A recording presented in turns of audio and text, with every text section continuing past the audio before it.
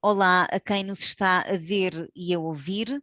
Esta entrevista está a ser gravada na manhã do dia 8 de novembro de 2021, no âmbito da rubrica Desconstruir o Lugar do Outro, que surge no contexto do projeto NIR, um projeto europeu de 2 anos, financiado pela Comissão Europeia no âmbito do Fundo de Asilo, Migração e Integração.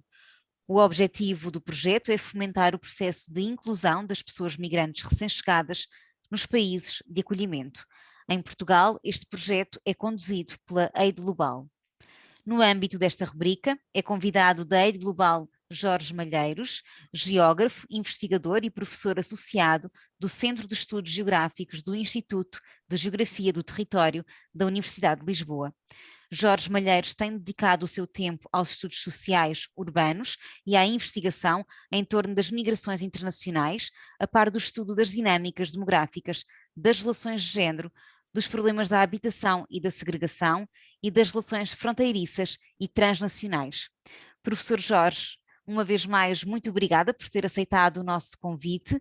Antes de passarmos às questões de fundo, mais diretamente ligadas à problemática das migrações, começamos a nossa conversa por aquele que tem sido o seu percurso.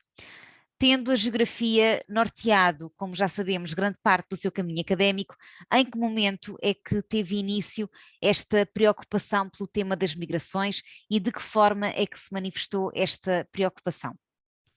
Bom dia, é com muito prazer que converso convosco no âmbito do projeto NIR e é com muito interesse também colaboro com a Aid Global em relação a estas problemáticas que têm a ver com os desafios sociais ou as questões das migrações. Sobre o meu projeto, é verdade, ele é muitíssimo marcado pela geografia. Eu acho que o meu entusiasmo pela geografia relaciona-se muito com uma pergunta que apareceu na minha juventude, que era ao olhar para a questão das desigualdades e das diferenças na distribuição dos recursos, por um lado, e das diferenças nas situações das pessoas, em que umas tinham uma qualidade de vida substancialmente melhor do que as outras, e que elas não estavam distribuídas da mesma forma ou acaso no território. Eu acabei por me questionar sobre porque é que isso acontecia e achei que as disciplinas, ou a disciplina neste caso, onde talvez pudessem encontrar as melhores respostas, era aquela que se preocupava com as questões espaciais e que tentava compreender o porquê das diferentes distribuições no território, não apenas das pessoas e das pessoas em função dos níveis de desigualdade e desvantagem, mas também de recursos, atividades, etc. E, portanto, havendo uma disciplina que em princípio se preocuparia mais em tentar responder a este tipo de problemáticas, as problemáticas da distribuição espacial, não é? Aquelas perguntas que são onde é que as coisas estão e porque é que estão aí, e neste caso coisas seria no meu interesse particular, porque é que a desigualdade está distribuída de formas diferentes no território, deixa marcas diferentes no território e influencia, e eu acabei por cruzar a geografia com esta questão das preocupações com as desigualdades, aquilo que chamamos de injustiça espacial, etc. Onde é que entram as migrações? Eu acho que na licenciatura entrava um bocado, porque as migrações, ou entraram um bocadinho, a licenciatura tem, como qualquer licenciatura, uma formação mais abrangente, mas em algumas cadeiras da licenciatura, e sobretudo depois no mestrado, com a tese de mestrado sobre populações de origem indiana em Portugal, que se concretiza o interesse maior pelas migrações. Porquê é que as migrações e não outro tópico? Primeiro, porque eu acho que as migrações se ligam com esta problemática que me atraiu para a geografia, o perceber desigualdades no território e injustiças socioespaciais, digamos assim, oferecendo uma coisa muito interessante, que é a questão da oportunidade e da transformação. É aquela frase muito clássica que os próprios migrantes dizem quando se deslocam, os migrantes internacionais, mas também internos: viemos à procura de uma vida melhor, ou que às vezes aparecia em alguma explicação mais genérica para as migrações, que é a melhoria das condições de vida, mostram que as migrações são a componente mais territorializada dos processos de mobilidade social. Há outros, o casamento, o aumento de rendimentos associado ao trabalho, ao investimento, etc. Mas as migrações aumentam as oportunidades das pessoas. Isso é um fenómeno eminentemente geográfico, porque implica deslocação e, portanto, sair de uns lugares para os outros, que é um tema não exclusivo da geografia, obviamente, mas com que a geografia se preocupa muito, e depois implicam desterritorialização, saída de um sítio onde as pessoas vivem, contêm laços, reterritorialização, reconstituição dos laços e instalação num novo lugar, e, portanto, esta ideia de produção, saída de um espaço e produção de um novo espaço, ou integração, se quisermos, num novo espaço, é também uma questão eminentemente geográfica, que é esta que tem a ver com a produção do novo lugar, ou do lugar onde as pessoas se instalam. E, portanto, sendo um desafio em termos da construção dos novos lugares, ao mesmo tempo uma oportunidade, porque está associada a estas hipóteses de mobilidade social, novas atividades económicas, eventualmente possibilidade de realizar tarefas diversas em termos de formação, de trabalho, mesmo de lazer, que não se conseguem na origem. Isso levou-me a interessar-me pela questão das migrações e depois eu acho que, tendo começado, gostei e fiquei, não é? Acabei por ficar a partir desse meu interesse há 30 anos atrás. Muito bem. Professor Jorge, pegando no que disse há instantes relativamente às desigualdades nos territórios e esta própria expectativa que as pessoas têm, viemos à procura de uma vida melhor, o tal clássico do qual falou, em que medida é que essa expectativa acaba por, ou melhor, colocando a questão de outra forma, em que medida é que uma distribuição desigual das pessoas migrantes se pode traduzir numa situação de desvantagem para elas e que acaba por comprometer as expectativas iniciais que tinham quando se deslocaram para um determinado lugar, quando decidiram escolher viver num outro país.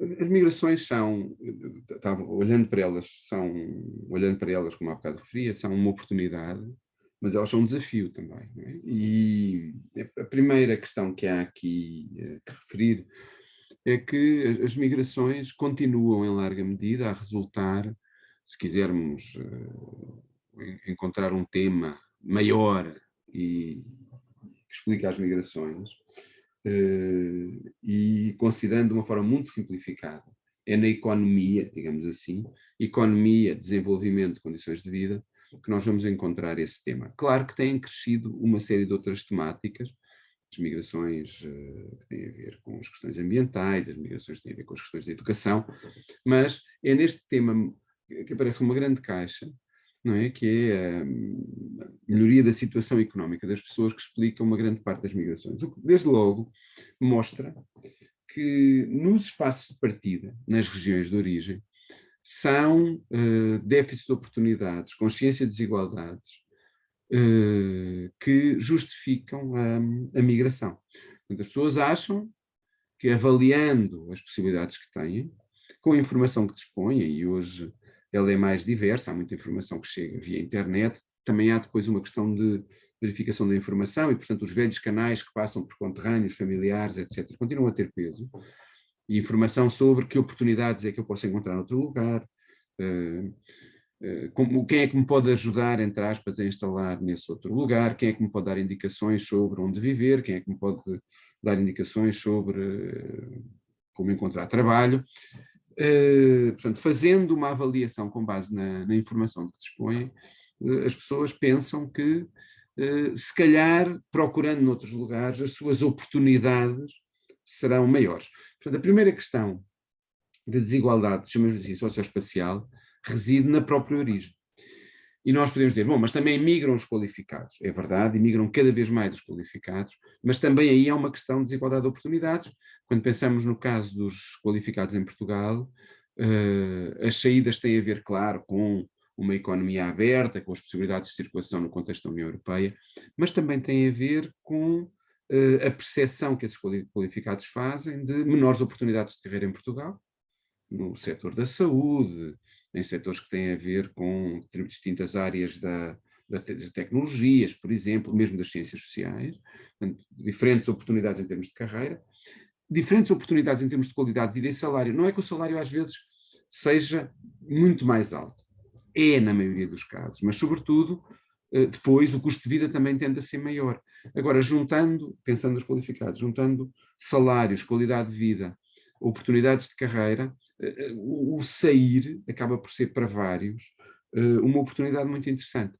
E, portanto, são estas desigualdades à partida, não é? Sociais, mas também espaciais. Quando eu digo espaciais, é pensar, por exemplo, nas condições de vida de população que vive em bairros muito degradados, na periferia de cidades, de algumas megacidades africanas, ou de algumas megacidades da Índia ou do Bangladesh, e deslocando-se para aqui, mesmo vivendo em áreas onde a habitação é menos precária, ou o habitat é menos precário, para não falarmos apenas da habitação, mas também daquilo que a acompanha em termos de qualidade do espaço público, serviços oferecidos, acessibilidades,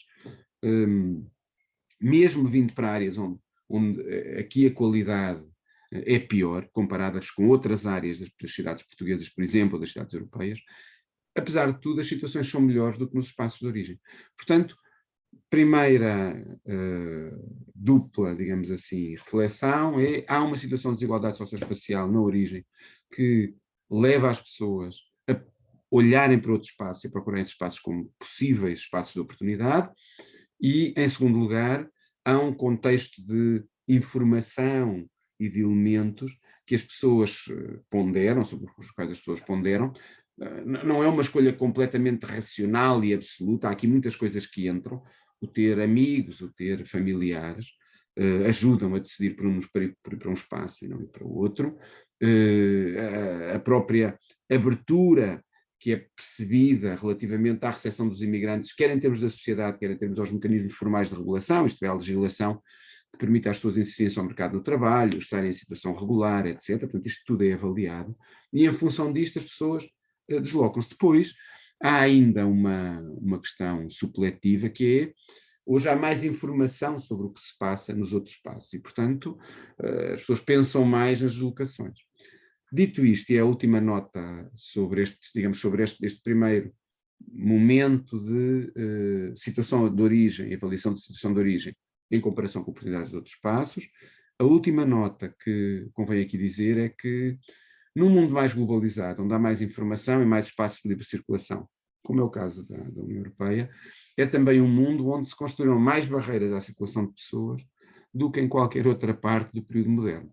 E este mundo é o mundo do século XXI. No século XXI, quando nós olhamos para as fronteiras que têm sido objeto da construção de muros e imposição de medidas complementares relativamente à dificuldade que é imposta aos migrantes para que lhes custe mais atravessar de uns países para os outros, tem sido muitíssimo significativa. E, portanto, a migração, ao contrário de outro tipo de fluxos financeiros, de comércio, etc., que são mais facilitados, é o fluxo que mais barreiras tem tido ao longo dos últimos 20 anos, neste mundo tão globalizado. E isto é uma coisa significativa. E mesmo São necessárias mais políticas para gerir os fluxos migratórios?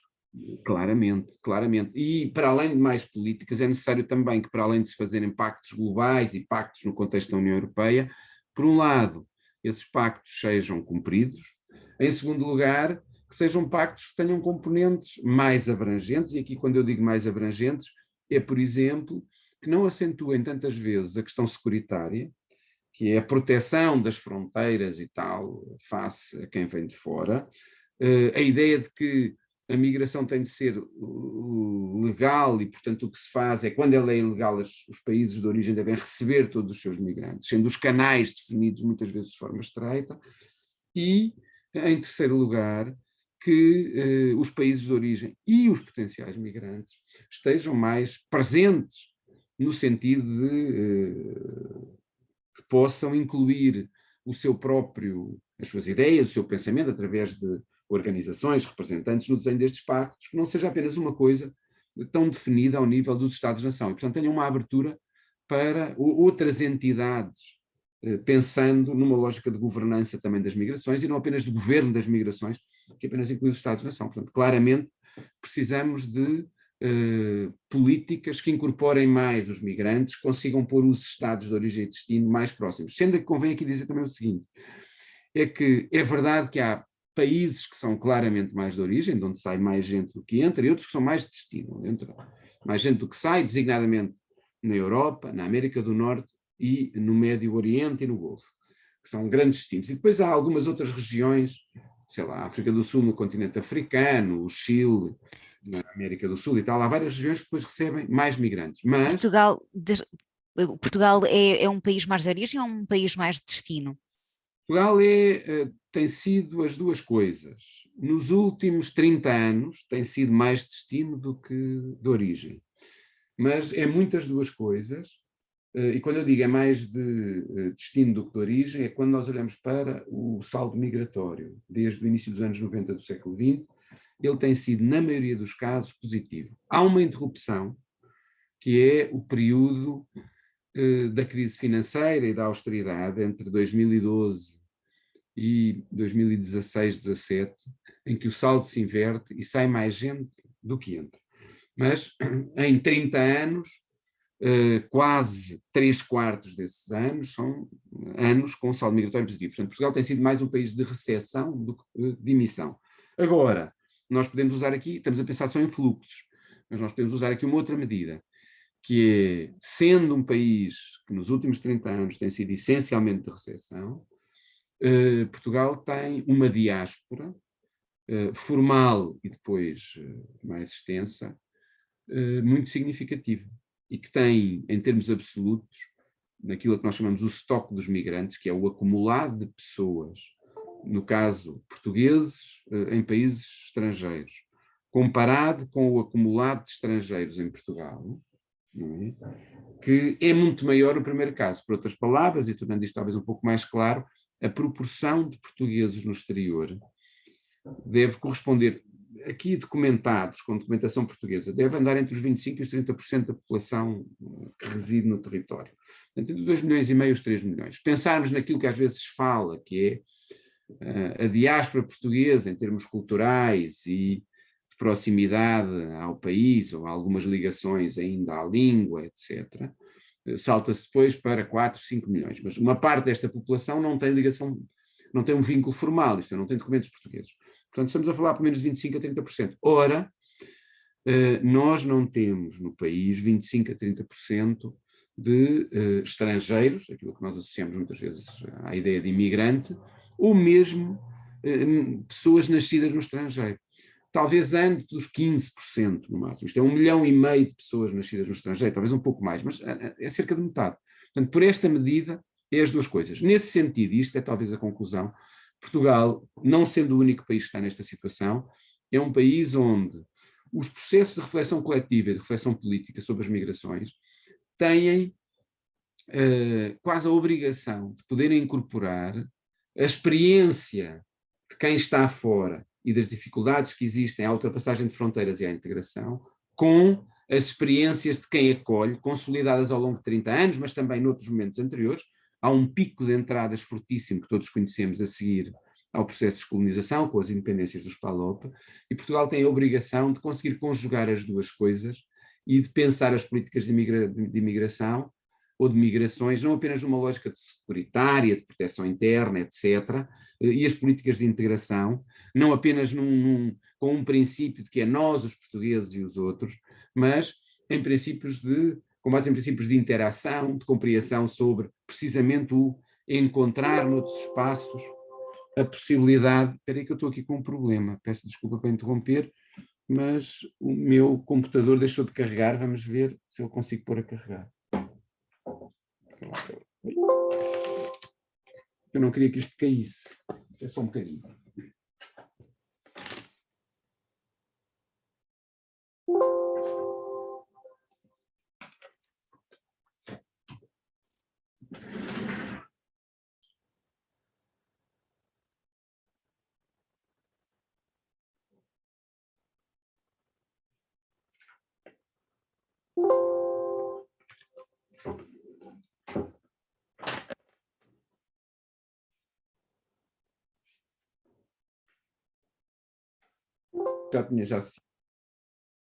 Já se tinha fechado esta ideia daquilo que resulta da nossa experiência enquanto país da imigração e imigração e a forma como devemos verter isso para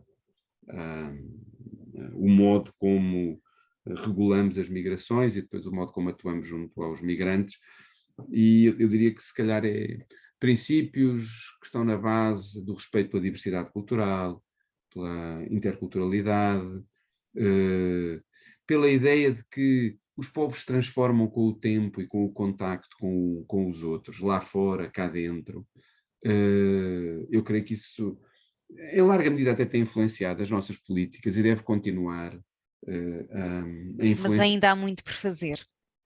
Não, claro, isso há muito por E que fazer. fatores é que estarão a dificultar, para além das flutuações políticas, das ascensões das extremas-direitas, mas para além disso, que outros fatores poderão estar a ter um impacto a dificultar a criação dessas políticas e que nos permitam gerir estes movimentos migratórios e considerar as migrações não um problema, mas um processo que tem que ser gerido para benefício de todos. Que fatores é que podem estar a dificultar a gestão deste processo? Pensando agora em Portugal, e no caso de Portugal na Europa, eu creio que é incontornável esta onda que junta nacionalismo e populismo. Eu acho que é inevitável falar dessa onda de nacionalismo e populismo. O que é que isto significa? Significa que na Europa, mas também numa série de outros países do mundo, porque aqui devemos pensar no Estado-nação, nós, face a uma década, por exemplo, muito complicada em vários destes países, na Europa do Sul, mas também noutros países europeus e, entretanto, noutros Estados, face a uma década muito complicada, nós temos uma crise económica muito significativa que afeta o mundo no final do primeiro decénio do século XXI, que depois é transformada na crise das dívidas soberanas no início deste século, e que tem um impacto fortíssimo, por exemplo, nos países da Europa do Sul e na Irlanda, foi crescendo ao longo destes últimos 15 anos.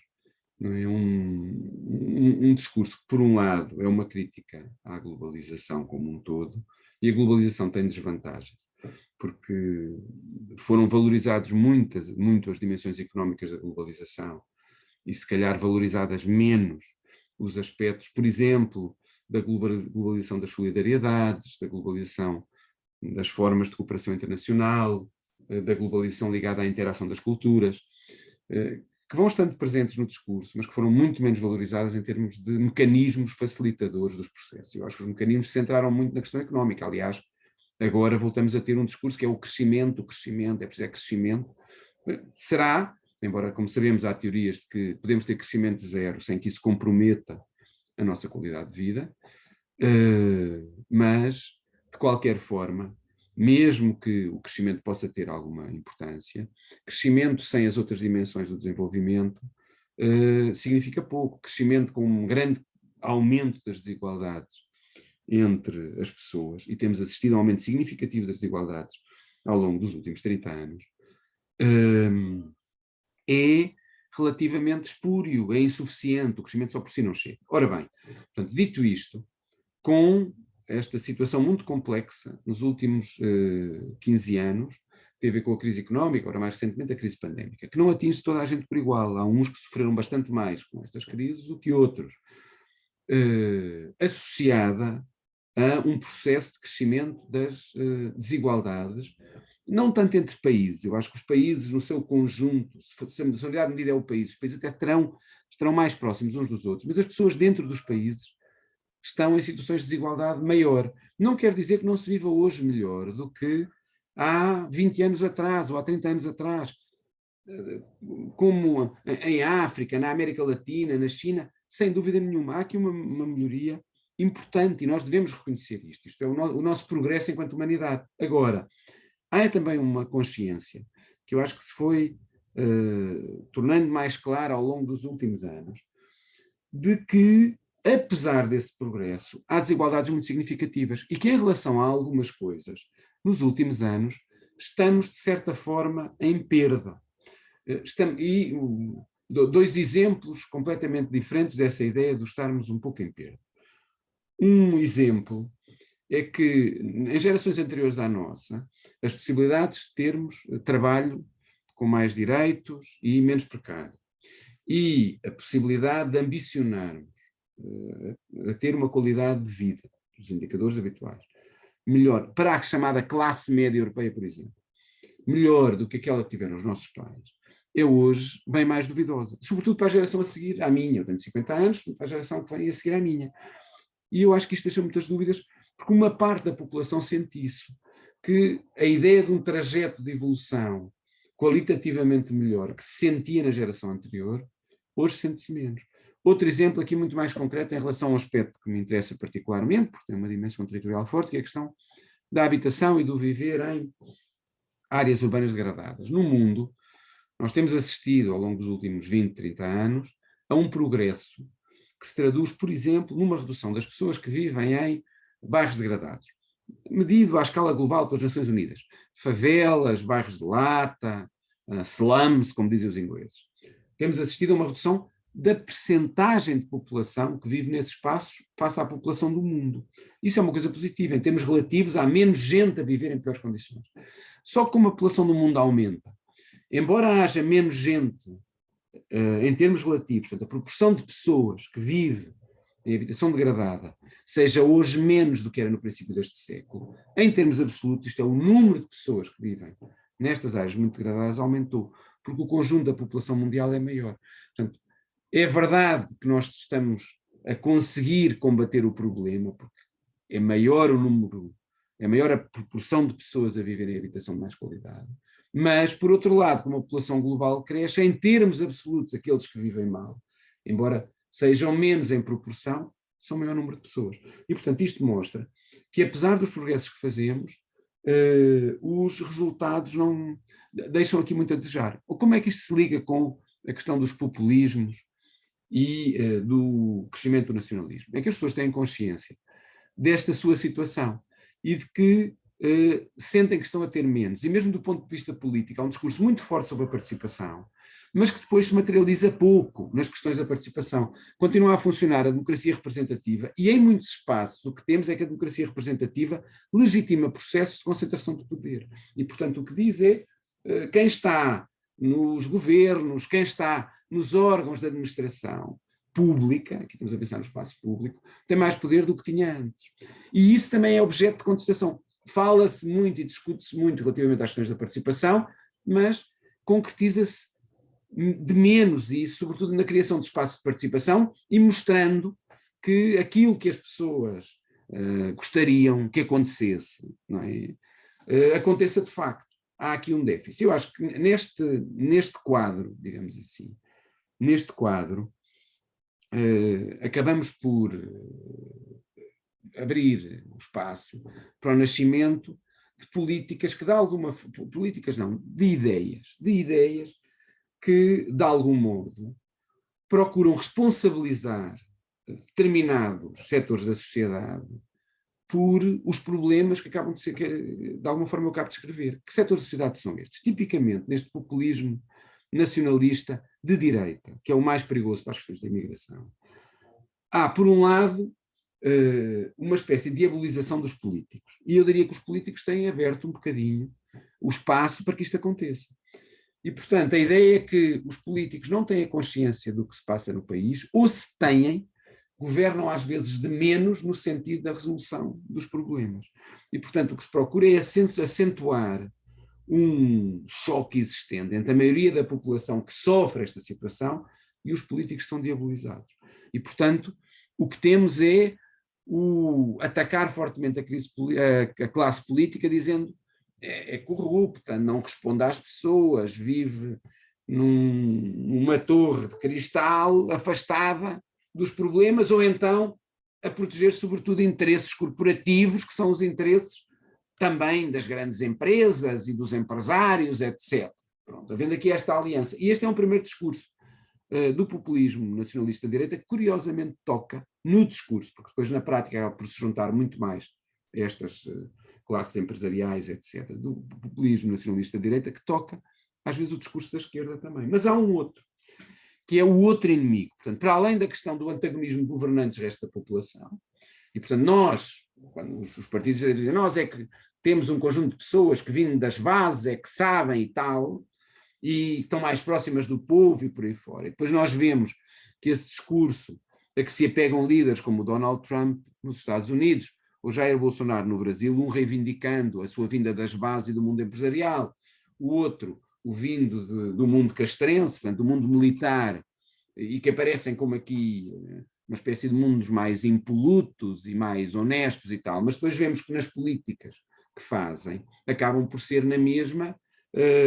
elementos que protegem determinados interesses, ou ligados ao mundo empresarial, ou ao lobby das armas, ou a lobbies securitários, por exemplo. Não há aqui grande diferença. Mas qual é o segundo inimigo? O segundo inimigo são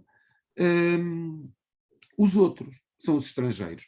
Portanto, a ideia é o mundo está organizado em Estados-nação, há um grupo de pessoas que são aqueles que pertencem mesmo ao país e que também vem, em princípio, uma comunidade que vem de longe, junta, não é? A nação, a velha nação, ignorando que a nação muda, que não é nada imune a influências externas e que elas chegam independentemente de haver migrantes ou não. Um português de hoje é muito mais parecido com um espanhol do que com um português do século XVII.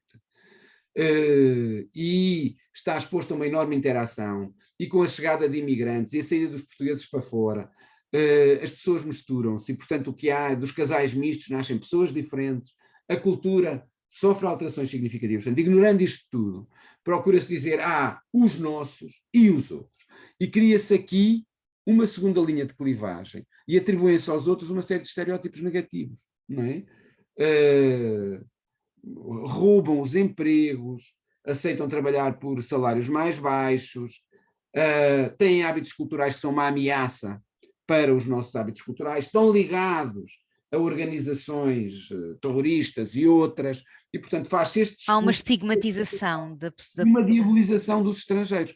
E isso depois faz com que, como se consegue ampliar muito este discurso nas lógicas mediáticas e nas redes sociais, isto faz com que o conjunto da população tenha uma representação, cria-se uma representação negativa das pessoas migrantes. Exatamente, e portanto adira a este tipo de ideias, e como de facto estão numa situação de desvantagem, como nós vimos aqui, por este processo de agravamento de desigualdades, de déficit de participação, etc., de algum afastamento da classe política em relação às respostas reais, não é? E como as pessoas se sentem insatisfeitas, acabam por encontrar, e determinados grupos em particular que se sentem muito desprotegidos, que não vivem, não são o setor terciário, não são muito qualificados, vivem num mundo rural que conta menos nos processos de decisão, são trabalhadores industriais, quando a indústria tem perdido muitos trabalhadores e são aposentados às vezes destas indústrias também, sentindo que têm sido progressivamente desvalorizados. Portanto, há um conjunto de pessoas que parece que contam menos, e portanto quando alguém lhes diz, vocês contam menos porque o que dão é atenção aos estrangeiros, ou o que dão é, ou os políticos, o que têm aqui uma aliança com umas elites urbanas ou com umas elites internacionais. Pois é isso mesmo. E, portanto, aderem a este tipo de ideias nacionalistas e populistas, muitas vezes incoerentes entre si, umas vezes mais, outras vezes menos, mas que fazem com que no domínio das migrações, por exemplo, como há muita gente a aderir a isto, dizer, não pode ser. Não pode ser, e, portanto, nós temos aqui de ter uma legislação que proteja também os nossos interesses. E os nossos interesses são os interesses deste grupo, que é a tal nação imaginada, vou usar as palavras do Benedict Anderson, mas que não é a nação real, para acrescentar aqui qualquer coisa. Porque a nação real já tem os descendentes dos imigrantes, já tem os imigrantes naturalizados, já tem as pessoas que estão em contacto com o exterior, etc. E, portanto, há aqui uma componente de proteção dos nossos. E isso faz com que, em vez de se ter uma legislação mais progressiva em relação aos imigrantes e reconhecer os impactos positivos que têm diversos domínios, na segurança social, no preenchimento de lugares que não têm alternativas no mercado de emprego, nos contributos para o sistema fiscal, em vez de se reconhecer isto como elemento primeiro, não é? Se utilizem os estereótipos e se construam estigmas em cima das pessoas para as deixar do outro lado. É importante construir aqui uma representação mais positiva e explicar às pessoas também o que de positivo trazem as pessoas migrantes, não é? É falta fazer um pouco mais esse trabalho em termos de comunicação. É verdade, mas eu acho que apesar de tudo, e aqui estarei a ser injusto se não o disser, eu creio que em Portugal se tem trabalhado relativamente bem nesse sentido, sobretudo quando fazemos um benchmarking e comparamos com o que têm feito outros países. Eu acho que Portugal tem procurado, e acho que o ACM tem mérito nesse domínio e muitas organizações da sociedade civil também, tem procurado mostrar os contributos positivos dos migrantes para a sociedade portuguesa, o que tem ajudado a minimizar a existência, primeiro, embora tenham crescido, e era inevitável que isso acontecesse, porque havendo um processo de crescimento de nacionalismos e populismos numa série de outros países europeus, a começar aqui pela Espanha vizinha, e havendo estas situações de desvantagem, de percepção de desvantagem junto da população portuguesa, era inevitável que Portugal fosse contaminado e, portanto, partidos do tipo do Chega ou de outros grupos de extrema-direita que pudessem ter algum sucesso em Portugal, era uma coisa de tempo. Mesmo assim, eu acho que há alguma contenção e haverá um crescimento, porque nós não resolvemos os problemas destas pessoas. Elas continuam a sentir-se desprotegidas e que não fazem parte do grupo que, relativamente às forças que habitualmente estão no poder, são objeto das políticas, ou são sujeito das políticas. E, portanto, o espaço de crescimento de partidos como o Chega em Portugal mantém-se. E aquilo que as sondagens apresentam é real, e, portanto, o Chega deverá crescer. Assim como algum discurso que tem a ver com componentes de ódio, de diabolização dos imigrantes, de atribuição dos males. Mesmo assim, eu continuo a dizer, acho que se tem feito um trabalho grande de desconstrução destes processos.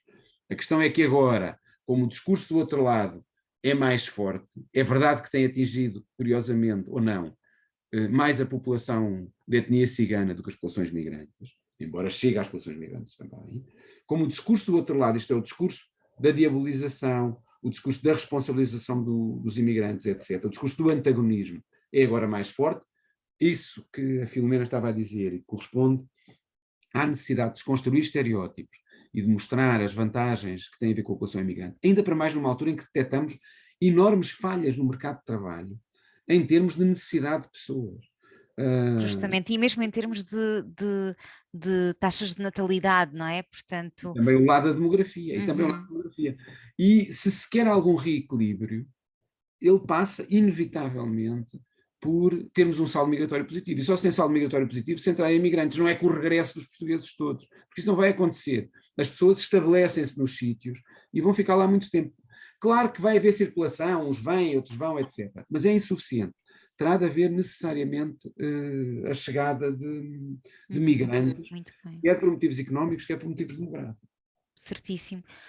Professor, voltando aqui um pouco à relação, novamente, que iniciou no fundo a nossa conversa, a relação entre migrações e geografia, em entrevista ao Observatório da Imigração, em junho de 2017, o professor Jorge Malheiros afirmava que quando vemos a distribuição dentro da área metropolitana de Lisboa, verificamos que os grupos de imigrantes europeus aparecem mais concentrados em Belém, Algés, Estoril e Cascais, do que, por exemplo, os grupos africanos, que estão mais presentes numa primeira coroa periférica que inclui freguesias da Amadora, de Sintra e de Loures. Fim de citação. Isto foi algo que considerámos interessante e que de alguma forma ilustrativo da realidade da área metropolitana de Lisboa. Podemos dizer, à luz destes dados, destas informações que o professor partilhou, podemos dizer que há exclusão social na forma como as pessoas migrantes se distribuem, nomeadamente na cidade de Lisboa?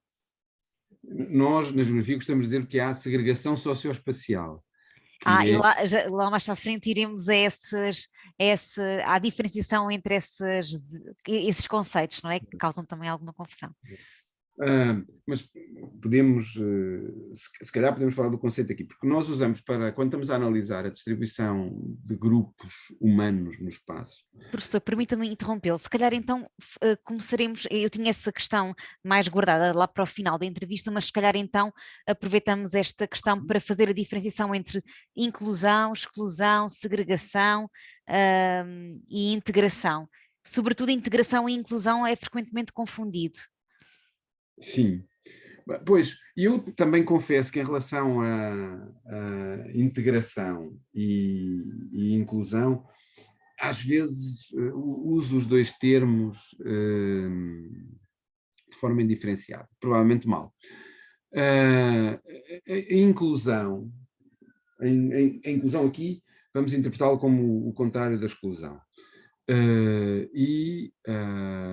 A inclusão é um termo que, no fundo, traduz o fazer parte da sociedade. Corresponde, a inclusão é o fazer parte da sociedade.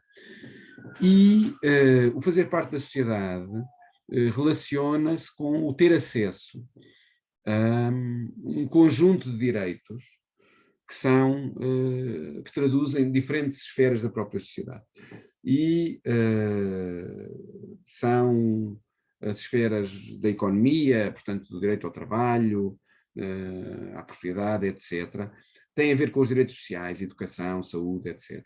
Nós dizemos muitas vezes que tem a ver também com os direitos, o direito à cidade e o direito às componentes espaciais, o direito a estar nos lugares, nos diferentes lugares, no espaço público, à justiça, e, portanto, essa outra componente, e, se quisermos, aos direitos ambientais.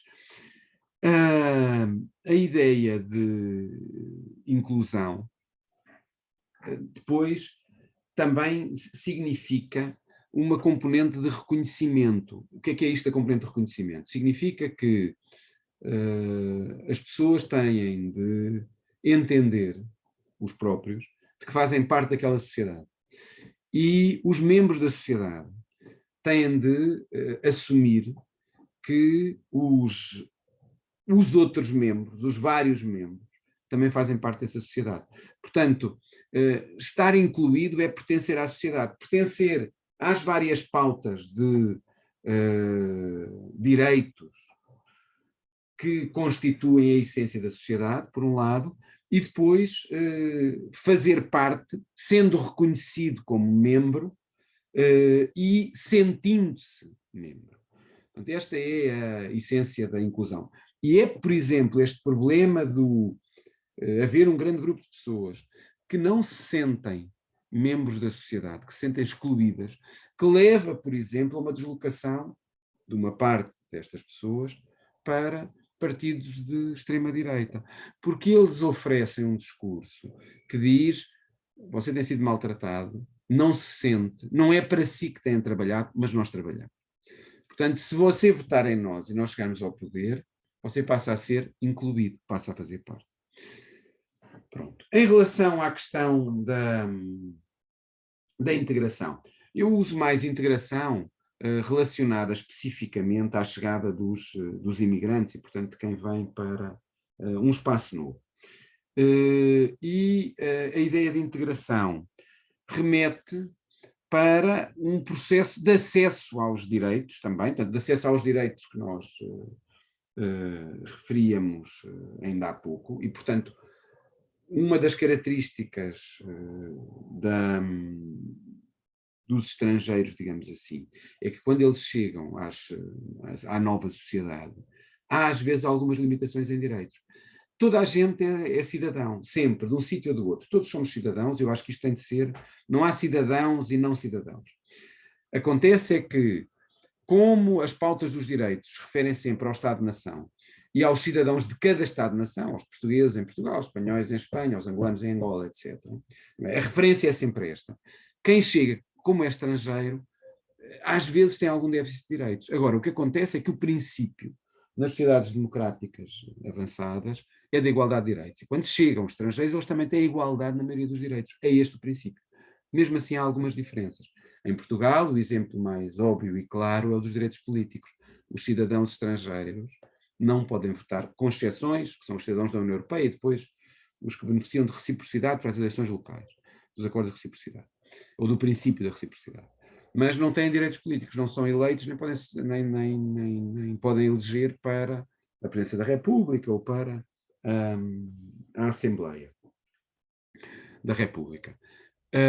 E esta é o ter direitos que resulta em estar integrado. E a segunda componente, eu acho que se liga à questão da interculturalidade, que é a promoção de uma interação positiva com os cidadãos que já estão no país e com os vários grupos que compõem esse país. Portanto, a integração passa por isto, por um reconhecimento de direitos, reconhecimento que tem de ser, esta é a última nota, que tem de ser de facto, na lei, desculpa, que tem de ser de jure, disse mal, reconhecimento tem de ser de jure, na lei, mas depois de facto, isto é, nas práticas da sociedade. E para isso contribui muito a construção de um processo de interação positiva. O último conceito seria o de segregação, não é? Sim, mas ainda antes de passarmos ao conceito de segregação, então a principal diferença entre integração e inclusão será o facto de, por exemplo, na integração, não haver um acesso à totalidade dos direitos, os migrantes não terem acesso à totalidade dos direitos, na medida em que não poderão, numa primeira instância, votar, não poderão ser inteiramente reconhecidos enquanto membros da sociedade portuguesa, no caso da realidade de Portugal. É isso ou há um outro fator? Talvez possamos pôr isso em contexto, que é o processo de aquisição de direitos. Como eu disse, o princípio é igualdade de direitos e o máximo de direitos iguais, no caso entre nacionais e estrangeiros. Agora, os imigrantes irregulares têm muitíssimo menos direitos. Podemos dizer, não têm nenhuns, mas não é verdade, porque os filhos dos imigrantes em situação irregular podem, felizmente, estudar, há acesso à saúde, portanto, não é que não tenham nenhuns. Mas há um progresso na aquisição de direitos. Com o tempo, por exemplo, determinados grupos passam a poder, os tais que beneficiam do princípio da reciprocidade, passam a poder votar nas eleições autárquicas. Ora, o que é que eu quero dizer com pôr isto em contexto? O que eu quero dizer é que a integração é um processo e, portanto, nós partimos de uma situação em que a chegada das pessoas muitas vezes traduz em alguns déficits que têm de ser colmatados. Vou dar um exemplo. Para além da questão dos direitos, há déficits práticos, por isso é que eu disse que as coisas são de jure, mas também de facto. Um déficit prático é, por exemplo, o conhecimento da língua, ou o conhecimento de algumas normas de relacionamento social. Mesmo que tenha havido informação prévia, junto de familiares ou na internet, etc., quem chega vai encontrar formas de funcionamento que não são aquelas a que está habituado. E vai encontrar canais de contacto que são novos, com as instituições ou mediados pela língua que domina pior ou não domina de todo. E, portanto, há um conjunto de déficits que vão ter de ser ultrapassados progressivamente. E só quando ultrapassados é que se pode dizer que a pessoa está incluída? E só quando nós ultrapassamos estes déficits e a integração, isto é, o usufruto do conjunto dos direitos e dos deveres, com certeza, o usufruto do conjunto dos direitos e a prática dos deveres é assumida plenamente, é que podemos dizer que a pessoa está integrada. Isto significa que a pessoa sofreu mudanças. O outro elemento é que a integração tem de ser vista como um processo. E é um processo de transformação dos migrantes, mas, e esta é a nota que não está, por isso é que é preciso pôr as coisas em contexto, ainda bem que chamou a atenção para isso, que é também um processo de mudança dos autóctonos, daqueles que estão no próprio país. A integração não é assimilação e, portanto, não é a transformação de quem chega num cidadão que vai ser exatamente igual àqueles que já cá estavam, por exemplo, em termos culturais. A integração não é assimilação. Muito e, portanto, bem. não é como se houvesse um padrão de referência que não muda e ao qual as pessoas todas têm de adaptar. Porque quem está no espaço de origem também tem de mudar nos contextos de integração. E muda aceitando práticas culturais diferentes, algumas até adotando essas práticas culturais, aceitando que determinadas normas de funcionamento do mercado de trabalho, por exemplo, que as empresas podem ter mais estrangeiros, que as pessoas podem ter, em termos das normas relativamente ao vestuário ou uniformes, podem ser um pouco diferentes, em vez de usar um chapéu específico da Força de Segurança, pode-se usar um turbante porque há mais pessoas que são determinado grupo étnico. Isso não põe nada em causa a existência do uniforme, como a gente vê em vários países do mundo e da Europa. E a integração significa que nós estamos perante um contexto dinâmico que vai fazer com que quem chegue aceda a este conjunto de direitos, se transforme para que esse acesso seja também um acesso de facto e não apenas formal, mas ao mesmo tempo transforma, com certeza que é assimétrico, portanto transforma menos, mas também transforma, é fundamental que transforme os cidadãos dos espaços de destino, no sentido de adotarem determinadas formas de funcionamento que resultam da presença e do contacto com o outro. Sim, de adotarem, exato, e também de aceitarem e de respeitarem essa diversidade Claro, cultural e essa diferença, não é? claro. Embora depois há aqui limites, e eu acho que devemos assumir isto. Os limites são as coisas que se relacionam, por exemplo, com os direitos humanos, ou com aquilo que são os aspectos assumidos como práticas fundamentais da sociedade. Dando um exemplo, eu creio que isto se espalha felizmente no conjunto. O exemplo extremo será: não é aceitável a mutilação sexual feminina. E eu creio que não é aceitável em país nenhum. E, portanto, não se pode permitir isto. Como se há um grupo étnico, suponhamos, que tem como um elemento simbólico que costuma utilizar, que é uma arma branca, com uma lâmina superior àquilo que se considera aceitável, porque é considerado um instrumento perigoso numa determinada sociedade. O que deve haver não é retirar o elemento simbólico, não pode ter uma lâmina tão grande, tem de passar a ser mais pequena. E, portanto, se nós consideramos que, por uma questão de segurança da própria sociedade, para todos, e percebe-se que é aqui uma questão de segurança, portanto, isto tem a ver com a própria segurança dos indivíduos. Há normas que têm de ser cumpridas por toda a gente, e podemos considerar que a segurança tem a ver com os direitos humanos e a nossa proteção individual, nestes termos. Há coisas que têm de ser aplicadas a toda a sociedade. Com estes dois exemplos, um mais extremo e outro mais simples, o que eu procuro dizer é tem de haver uma compreensão muito grande por as práticas de quem chega, uma grande abertura ao diálogo, à mudança, porque nós mudamos sempre, vamos mudar sempre, estamos a mudar. Depois há determinados limites em relação a algumas coisas que têm muito a ver com os direitos humanos, as questões da vida, da segurança física, da integridade, etc., das quais nós não abdicamos e, portanto, não abdicamos em relação a todos os que estão na nossa sociedade, como a escolaridade obrigatória. É para todos, não é apenas para alguns. A não ser que a sociedade mude a determinada altura. E o conceito de segregação, por oposição ao conceito de exclusão. Não sei se podemos colocar as coisas nestes termos. A exclusão, como nós vimos, é um conceito que, embora tenha lá uma componente, não é, dos direitos que se relacionam com o território, o habitat, a cidade, a exclusão é vista no contexto digamos assim, uma perspectiva mais social, dos grupos sociais. O conceito de segregação para nós, segregação socioespacial, porque a gente é adjetivo, significa que os grupos sociais, aqui eu estou a usar grupos sociais propositadamente e não migrantes, os grupos sociais não se distribuem ao acaso, sobretudo no espaço das áreas metropolitanas das grandes cidades, e mesmo das médias e pequenas cidades. Portanto, as pessoas não estão distribuídas ao acaso no contexto das cidades. Há áreas onde, e é fácil identificarmos isto, onde temos grupos sociais mais favorecidos, nas cidades, e áreas onde temos grupos sociais menos desfavorecidos.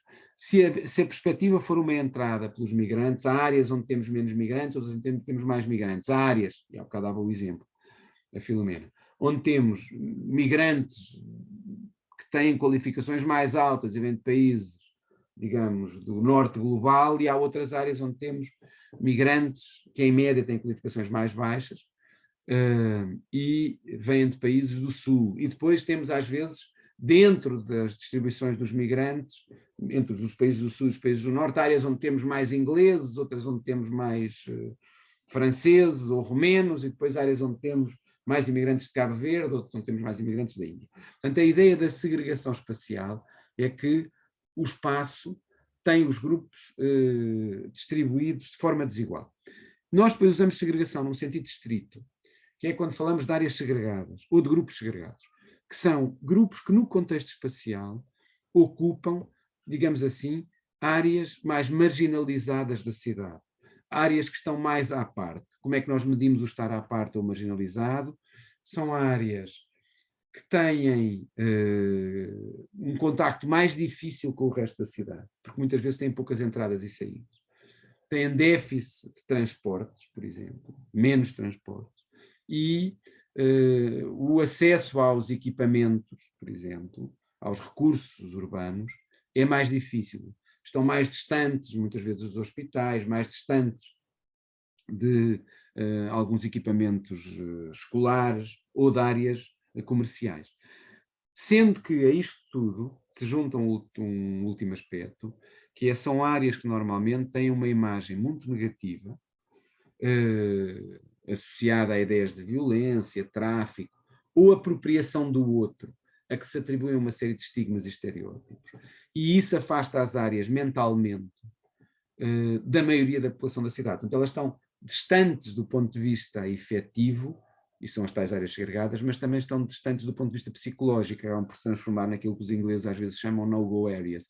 As pessoas não querem ir aí, têm medo, sentem repulsa, etc. E em muitos casos amplia-se esta imagem negativa, os média fazem eco dessa imagem negativa e tornam-se ainda áreas mais segregadas, isto é, mais distantes do ponto de vista efetivo das ligações e mais distantes do ponto de vista da percepção que as pessoas têm delas. Relativamente aqui, voltando aqui ao exemplo, por exemplo, da cidade de Lisboa, há um processo de segregação imposto, podemos colocar as coisas nestes termos, esta incapacidade dos indivíduos, das pessoas mais desfavorecidas, de acederem a determinadas áreas da cidade, porque não possuem, nomeadamente, recursos económicos. Isto resulta de um processo de segregação. De que forma é que isto pode ser contornado através da criação de determinadas políticas? Não é muito fácil, digamos, combater a segregação de forma plena. Porque no contexto da cidade, a segregação, historicamente, a segregação nas cidades existe há muito tempo. Nós podemos ir à Idade Média e quando falamos de morarias e judiarias que tinham muros à volta para as isolar do resto da cidade, temos aqui uma segregação extrema e muito violenta.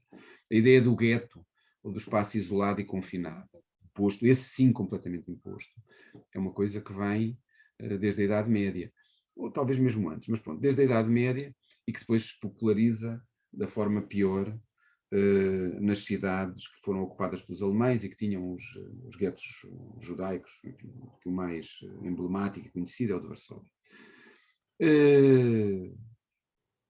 O que acontece é que no contexto da cidade capitalista, os mecanismos de segregação têm muito a ver com as questões do acesso ao solo urbano e ao seu valor. E há grupos sociais que controlam parcelas do solo urbano e que têm acesso a ele porque podem pagar mais. E há grupos que não têm, que têm um acesso mais limitado porque não podem aceder a determinadas áreas. E como nós sabemos, as questões do solo urbano e do que se põe lá em cima, em termos de habitação, dependem muito ou dependem totalmente da rendibilização que nós podemos fazer do negócio do imobiliário e depois associado, obviamente, ao negócio da construção. Ora, isto significa que, como a base tem a ver com os mecanismos de mercado, os grupos que têm um acesso mais limitado ao mercado têm de se remeter aos espaços onde a habitação é mais barata. E, portanto, aqui temos desde logo um mecanismo de segregação que resulta de determinados grupos poderem escolher onde vivem, se vão concentrando nesses espaços, enfim, nas áreas mais interessantes de Cascais, das avenidas novas, onde a habitação é mais cara, da zona oriental de Lisboa, Belém, mais do que Belém até o Restelo, e outros grupos que se remetem a determinadas áreas periféricas onde os terrenos são mais baratos. Dito isto, nós podemos dizer, mas há formas de combater a segregação. Porque também há aqui dimensões políticas, não é? Dimensões políticas que podem permitir reduzir ou não a segregação e fazer com que esta distribuição tão desigual seja mitigada. Um exemplo, no caso da área metropolitana de Lisboa, é que durante vários anos, eu diria desde os anos 80 até antes da crise financeira, até ao final da primeira década do presente século, nós tivemos uma política urbana ou de acesso à habitação, para ser mais correto, uma política de acesso à habitação que depois dá origem a uma determinada forma urbana e à localização das pessoas, muito baseada num princípio que era casa própria, que também responde um bocadinho a uma velha tradição de proprietários que nós temos na Europa do Sul e até mais nas sociedades católicas do que nas que são protestantes, mas pronto. Promoveu-se muito a ideia da casa própria. Casa própria nova, até porque o acesso ao centro da cidade, onde havia arrendamento, era muito limitado, havia congelamento da renda que foi descongelando progressivamente até à liberalização completa em 2012, depois com limitações. Mas o acesso ao arrendamento é muito desvalorizado, ele é muito pouco apoiado. Há também poucos incentivos para que os proprietários consigam gerar renda a partir do arrendamento de habitação. E o que aconteceu neste período foi a tal coisa, casa própria, nova, com apoio de crédito bancário. Ora, onde é que se pode fazer casas próprias, novas, com apoio de crédito imobiliário, que tenham um custo que não é muito alto? Isto é, sendo o custo dos terrenos uma função da sua acessibilidade, terrenos muito acessíveis, muito centrais, são normalmente mais caros do que terrenos periféricos, menos acessíveis e menos centrais. Onde é que se pode fazer isto? Nas periferias. E, portanto, o que se fez foi aceitar a expansão da área metropolitana de Lisboa. Sintra é um excelente exemplo pelo crescimento enorme que teve nos anos 90, por exemplo, e logo no início deste século. Um pouco nos anos 80, nos anos 90, no início deste século. A margem sul, a mesma coisa. Isto tudo ainda acentuado, desde os anos 70, por fortes migrações internas, e por haver grupos que nem é esta habitação, sobretudo nos anos 70 e 80, que nem é esta forma de casa própria, com crédito na periferia, porque a oferta era mais pequena, conseguiam ter acesso, e portanto o que fizeram foi construir habitação clandestina, onde havia terrenos, normalmente nos limites de Lisboa e na sua periferia imediata. Portanto, neste quadro, não é? A política o que fez foi empurrar para a periferia classes médias e classes populares. Classes populares que, a partir dos anos 80 e 90, incluíram cada vez mais migrantes laborais. E, portanto, os migrantes laborais foram vivendo para determinados espaços da periferia. E como os migrantes laborais, muitas vezes estão em situação irregular, o que significa que é difícil fazerem contratos, por exemplo, para arrendar no mercado formal ou comprar habitação. É difícil terem depósitos bancários. E muitas vezes não têm o capital necessário para que, mesmo na altura em que se davam empréstimos com muita facilidade, terem um empréstimo à habitação e conseguirem pagá-lo. Os migrantes acabaram por ser arrumados ainda mais na periferia, e em particular em determinadas áreas de habitação precária, aquelas que foram em larga medida objeto do Programa Especial de Realojamento. Portanto, com esta política que tivemos durante estes anos todos, o que se fez foi expandir a cidade, contribuir para alguma degradação da área central de Lisboa e para ajudar a arrumar as classes médias na periferia, média-baixa sobretudo, e os migrantes laborais em determinadas áreas periféricas também, e era nessas áreas onde havia espaço. E depois há alguma reprodução in situ, não é? Que o bairro é um bairro informal, os migrantes podem estar aí mesmo que estejam em situação irregular, já há outros migrantes que os apoiam e lhes arrendam casa, e portanto tivemos uma série de bairros onde se concentrou bastante população imigrante, mas não só, na periferia de Lisboa, que foram depois, por exemplo, objeto de realojamento, mais uma componente da política, que é o realojamento em bairros sociais. Ora, as escolhas para a localização dos bairros sociais, durante muito tempo, estavam associadas a fazer bairros sociais grandes, ou médio grandes, em áreas periféricas onde o terreno também era mais barato. E, portanto, acabámos por concentrar em determinados espaços população imigrante. Os bairros de Chelas, por exemplo, sei lá, bairros aqui no Concelho de Loures, como a Quinta do Mocho, ou a Apelação. O próprio bairro das Galinheiras poderá ser um... Pode. Toda a área que fica aqui a norte de Lisboa, na transição para os concelhos vizinhos, Odivelas e Loures, e que na Ameixoeira e depois na envolvente, Ameixoeira e Charneca, são ótimos exemplos dentro da cidade de Lisboa dessas lógicas de concentração proporcionadas primeiro por a existência de habitação informal ou habitação mais barata, mas na esfera do mercado ou da autoconstrução, e depois com construção um bocadinho maciça de bairros sociais. Ora, E isto resulta numa cidade segregada ou mais segregada.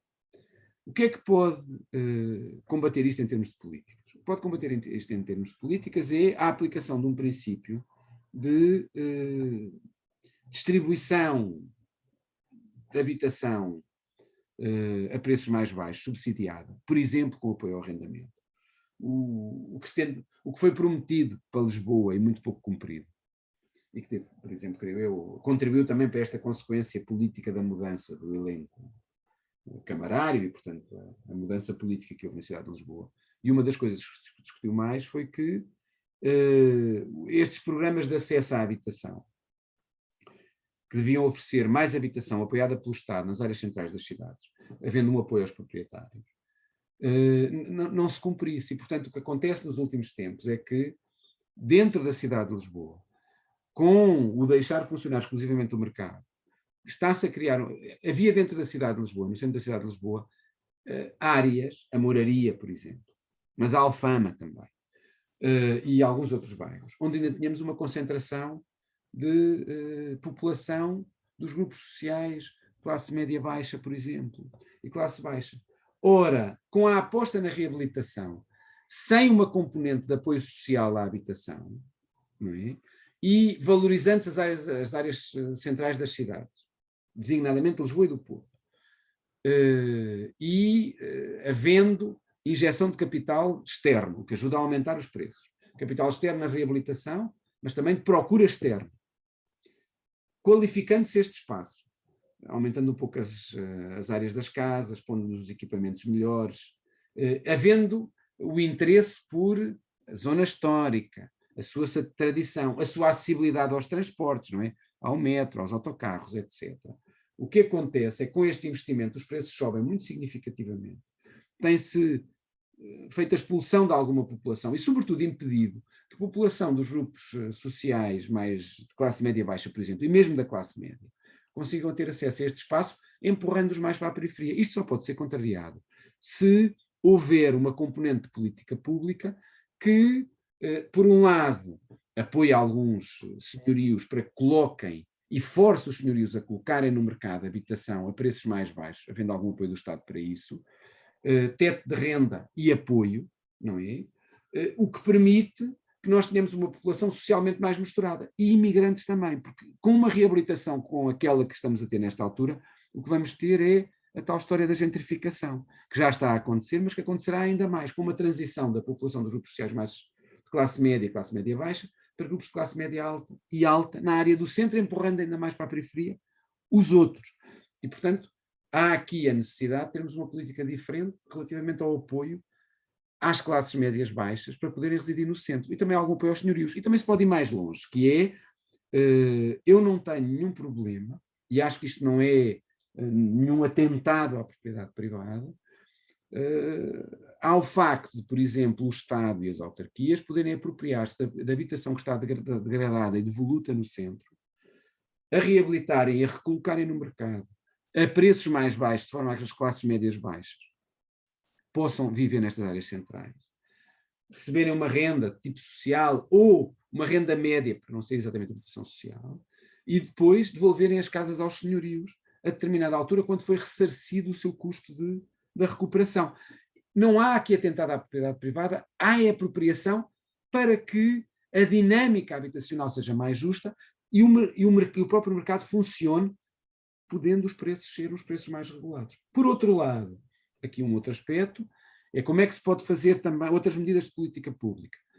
É evitar, por exemplo, que nos planos, não é? Nos planos diretores municipais e nos planos de urbanização, nós tenhamos determinadas normas que dizem que em determinados sítios pode densificar muito, e, portanto, podemos ter uma densidade construtiva elevada. O que quer dizer que densidade construtiva elevada quer dizer que se podem fazer prédios altos e vendê-los muito baratos. Em outras áreas, densidade baixa, quer dizer vivendas, prédios mais pequenos. Ora, esta área que acaba por privilegiar na densidade baixa as áreas para os grupos mais favorecidos e a densidade alta para as áreas com os grupos menos favorecidos, ajuda também à segregação. E, portanto, evitar este tipo de normas e tornar as normas mais justas, permitindo que haja mix social, isto é, que haja muito próximos grupos mais favorecidos e menos favorecidos também ajuda a diminuir a segregação. Pelo menos a segregação meso. A segregação micro, que é ao nível dos edifícios, é mais difícil. Terceira linha, digamos assim, de política, que já vem sendo cumprida, que é o evitar a construção de bairros sociais enormes, sobretudo isolados. Ou até porque esse isolamento vai promover ainda mais uma situação de exclusão social.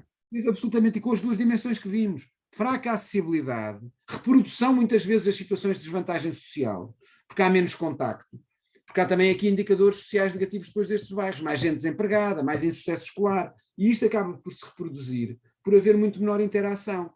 E além de que também se reproduz o estigma. É a tal coisa, é um sítio violento, não se vai lá, não há lá nenhuma atividade que nos chame, portanto, estão lá, deixam-os estar isolados. E é isto que também se tem de combater. Ora, eu não acho que haja uma solução única para todos, one size fits all, que é, então faz-se a demolição destes bairros e coloca-se as pessoas no outro lado. Para além dos custos que teria uma solução deste tipo, nós temos casos diferentes nos estudos que temos feito, temos casos diferentes nos diferentes bairros sociais, até porque em muitos o crescimento da cidade fez com que eles se integrassem.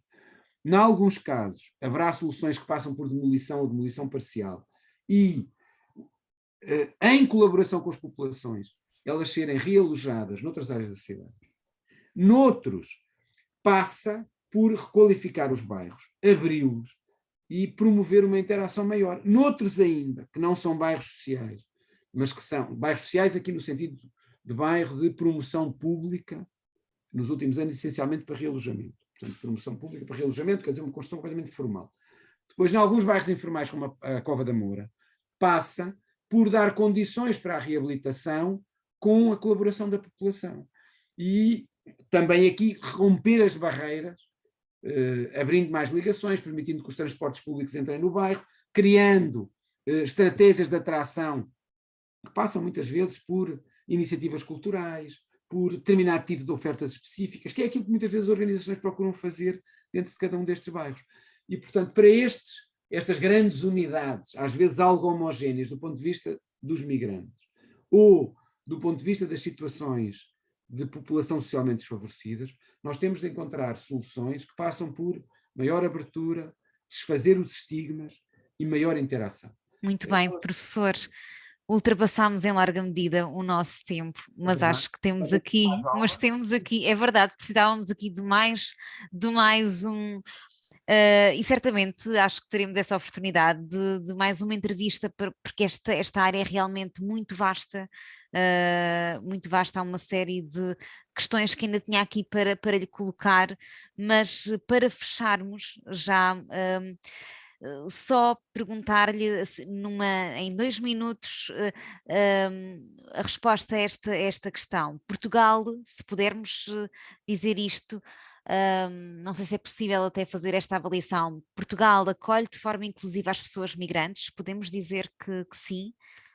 O que eu diria é assim, eu acho que não há uma resposta absoluta para essa pergunta. Porque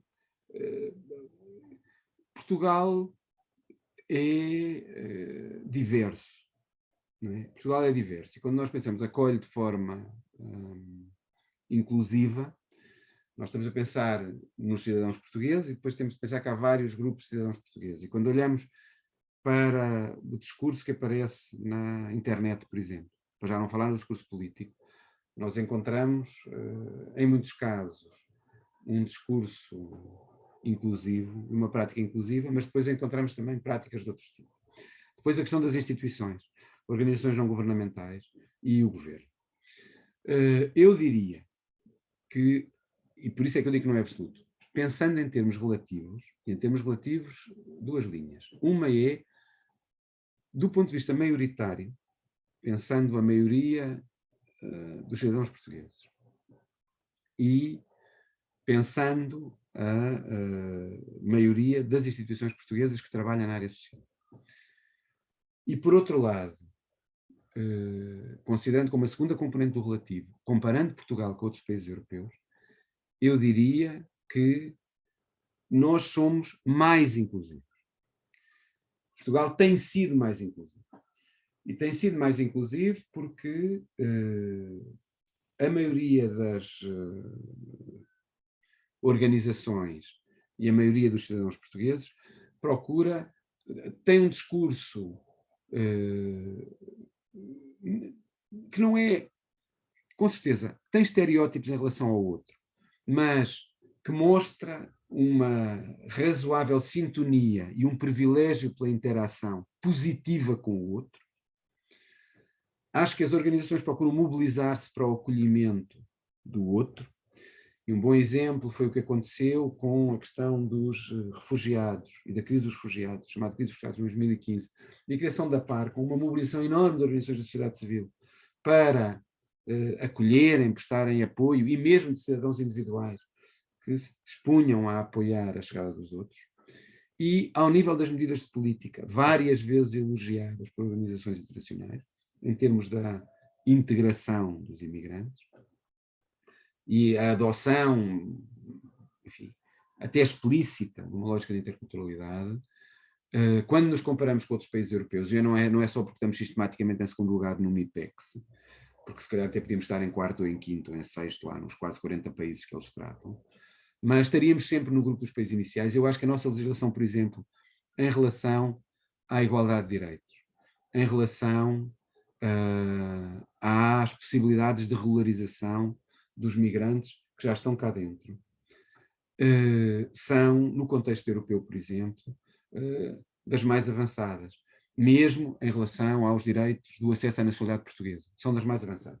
Agora, dito isto, portanto, eu diria que, em termos relativos, e colocando as coisas em contexto, tem sido uma sociedade com um comportamento mais inclusivo. Dito isto, há ainda um caminho a percorrer, porque é uma sociedade que tem ainda, em relação a determinados grupos, atribui-lhes estereótipos muito significativos. Por exemplo, há aqui uma componente que tem a ver com racismo, por exemplo, que ainda se mantém na sociedade portuguesa. Não só em relação aos imigrantes, mas em relação aos afrodescendentes, por exemplo, ou à população da etnia cigana, que não são imigrantes. E eu acho que ainda há um caminho a percorrer. Felizmente, finalmente, temos agora um plano de combate à discriminação racial, que é um avanço do ponto de vista do Estado português em relação a uma matéria onde estaríamos menos avançados. Depois, ainda na prática cotidiana, em relação aos imigrantes, nós também temos situações de discriminação no mercado de trabalho e exploração dos imigrantes, que não tem a ver necessariamente com racismo, é mesmo exploração do mundo do imigrante. Nós vemos isto com vários exemplos. E também, às vezes, nas práticas de cotidiano, não tratamos as pessoas de uma forma completamente igual, não é? Ainda não há uma igualdade de facto, mesmo que ela às vezes esteja na lei, também no nosso trato diário com os imigrantes. A acrescentar a isto, se eu digo que em termos relativos o acolhimento é positivo, acho que há riscos importantes, ou evidentes, ou maiores, de que possa haver um retrocesso, porque o discurso contra o outro, que nós já falámos nesta nossa conversa, é hoje mais evidente e tem um espaço mediático, político e nas redes sociais que é maior. E mesmo que eu diga que é minoritário, mas fala alto. E ao falar alto, faz-se ouvir, não é? Muito. Às vezes é histriónico. E nesse sentido, acaba por, às vezes, fazer com que mais pessoas, as tais que se sentem não protegidas pelo que tem sido a política nas últimas décadas, adiram a este tipo de discursos. E este tipo de discurso, muito facilmente, incorpora de forma mais explícita. Até agora, vai sendo uma no cravo, outra na ferradura, exceto em relação à população cigana, em que é claramente discriminatório. Mas em relação aos imigrantes vai dando uma no cravo, outra na ferradura, mas tendencialmente é a ideia, por exemplo, não pode haver imigrantes irregulares. Ora, se os canais de imigração funcionam mal, se há atrasos na regularização das pessoas ou no reconhecimento dos seus documentos, se o processo para uma pessoa conseguir trabalhar em Portugal é muitíssimo complexo e as pessoas entram em situação irregular, mas tornam-se membros da sociedade, começam a trabalhar, porque é que não vão poder regularizar-se a posteriori? Ora, demonizar estas pessoas e dizer, não, e tal, os imigrantes irregulares têm de ser todos expulsos. Se as pessoas já estão a ser úteis para a sociedade, do ponto de vista económico, do ponto de vista demográfico, mesmo do ponto de vista social, então nós devemos regularizar.